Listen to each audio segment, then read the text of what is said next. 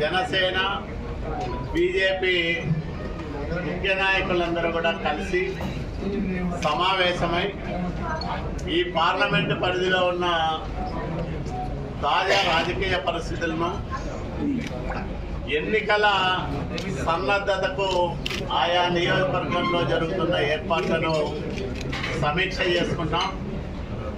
3 పార్టీలు ఉమ్మడిగా కలిసి పనిచేసి 7 అసెంబ్లీ స్థానాల్లోనూ ఎన్డీఏ అభ్యర్థులను తిరుగులేని మెజార్టీతో గెలిపించుకోవడంతో పాటు అనంతపురం పార్లమెంటు స్థానం నుంచి అంబికా లక్ష్మీనారాయణ గారిని అత్యధికమైన మెజార్టీతో పార్లమెంటుకు పంపించాలని మేము నిర్ణయం చేసుకున్నాం. దానికి అనుగుణంగా ఎన్నికల వ్యూహాల రచనలో 3 పార్టీల భాగస్వామ్యం ఉండాలని, వాటి అమలులో 3 పార్టీలకు సంబంధించిన నాయకులు, కార్యకర్తలే కాకుండా అనుబంధ విభాగాల ప్రతినిధుల భాగస్వామ్యం కూడా ప్రధానంగా ఉండాలని చర్చ చేసుకున్నాం.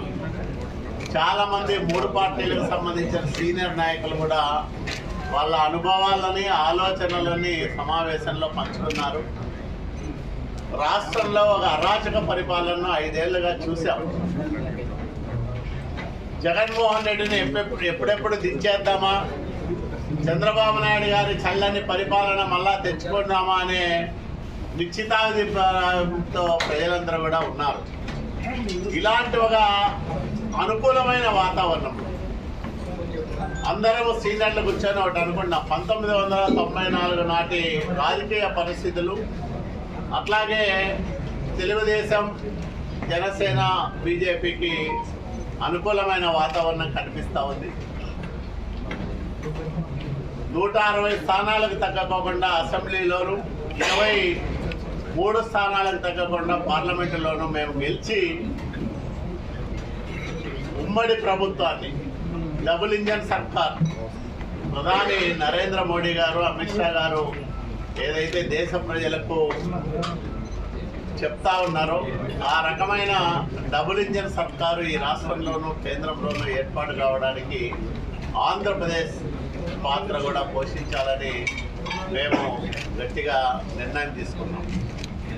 5 ఏళ్ల విధ్వంసకర పరిపాలన, అరాచక పాలనలో అన్ని వర్గాల ప్రజలు తీవ్ర అన్యాయానికి గురైనారు.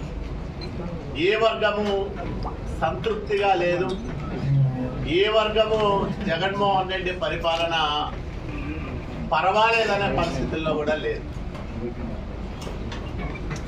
అన్ని వర్గాల ప్రజలను బాధితులుగా మార్చాడు జగన్మోహన్ రెడ్డి. సంక్షేమంలో కోతలు, అభివృద్ధి అనేది అసలే కనిపించడం లేదు. దీనివల్ల ఈ రాష్ట్రం కోసం